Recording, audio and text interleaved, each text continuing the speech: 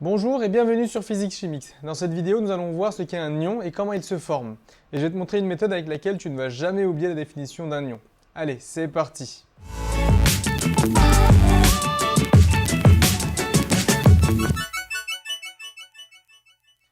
On avait dit que la matière était toujours neutre. Mais si on prend une bouteille d'eau minérale, on voit que la plupart des sels minéraux qui sont indiqués sur l'étiquette portent une charge indiquée en haut à droite de leur formule. C'est ce que l'on appelle des ions. Les ions calcium et magnésium possèdent deux charges positives, le sodium et le potassium qu'une seule, et tous ceux qui sont sur cette colonne sont des ions négatifs, le sulfate en a même deux. Alors comment se fait-il que la matière peut se charger alors qu'à la base un atome c'est neutre? C'est-à-dire qu'il a autant de protons que d'électrons. On va essayer de comprendre cela avec l'exemple de l'ion fluorure. Alors l'atome de fluor se trouve exactement ici dans le tableau périodique, il a un numéro atomique de 9, et cet isotope a un nombre de masse de 19. Donc il a 9 protons dans son noyau, et comme un atome est électriquement neutre, il doit également avoir 9 électrons. Cet isotope-là a 19 moins 9 égale 10 neutrons. Donc voici l'atome de fluor. Pour que cet atome se transforme en un ion, il faut un déséquilibre entre le nombre de protons et le nombre d'électrons. On a deux choix. Soit on change le nombre de protons, soit le nombre d'électrons. Il faut savoir qu'atteindre le noyau demande beaucoup d'énergie, et dans les conditions habituelles, c'est quasiment impossible. Donc on n'a pas le droit de toucher au nombre de protons.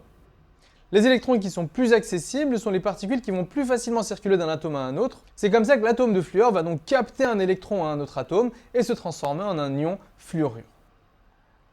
Comme l'électroneutralité n'est pas respectée, nous avons 10 charges négatives contre seulement 9 charges positives. On note cette différence de charge en haut à droite du symbole. On a une charge négative en plus, c'est ce que l'on note ici, F-.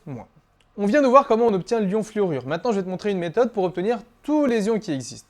Pour cela, tu dois te poser 3 questions. Et à chaque question, tu as 2 choix. Avec cette méthode, même dans 10 ans, tu n'oublieras pas la définition d'un ion. Tu viendras me dire dans les commentaires si ce n'est pas le cas. Premièrement, on se pose la question si notre ion est un atome ou un groupe d'atomes. Deuxièmement, on vérifie si notre ion est négatif ou positif. Et enfin, pour perdre sa charge neutre, il ne peut que gagner ou perdre un ou plusieurs électrons. Si un atome ou un groupe d'atomes a gagné des électrons, ça veut dire qu'il a plus de charge négative que positive. Il est donc négatif. L'accent du mot gagner peut vous faire penser au moins que l'on met en haut à droite. Et s'il a perdu des électrons, ça veut dire qu'il a plus de charge positive que de charge négative, donc il est bien positif. Alors là, je n'ai pas de moyen mnémotechnique, mais bon, si tu retiens que gagner c'est moins, et bien perdu c'est plus. Donc la définition d'un ion est là sous tes yeux. Un ion, c'est un atome ou un groupe d'atomes qui a gagné ou perdu un ou plusieurs électrons. Et voilà, en même pas 2 minutes, tu la connais par cœur cette définition. Tu peux faire pause et la réciter en regardant cette image. Alors on peut classer les ions en plusieurs groupes. Les ions monoatomiques, donc constitués d'un seul atome, et les ions polyatomiques, ceux constitués de plusieurs atomes. Les ions négatifs sont appelés des anions et les ions positifs sont appelés des cations. Je te propose de t'entraîner tout de suite. Choisis un ou plusieurs ions de cette liste et dis-moi si c'est un atome ou un groupe d'atomes qui a perdu ou gagné un ou plusieurs électrons. Et aussi si ce sont des anions, des cations, mono ou polyatomiques. J'attends tes réponses dans les commentaires. Donc pour résumer, un ion peut être mono ou polyatomique. Ils ne peuvent gagner ou perdre que des électrons, un ou plusieurs, pour devenir des anions ou des cations. Et n'oublie pas, on n'a pas le droit de toucher aux protons. Et voici un exemple d'ion pour chacun de ces cas.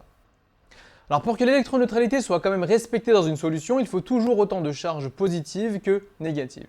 Par exemple, pour une solution de chlorure d'hydrogène, il y aura toujours autant d'ions chlorure que d'ions hydrogène.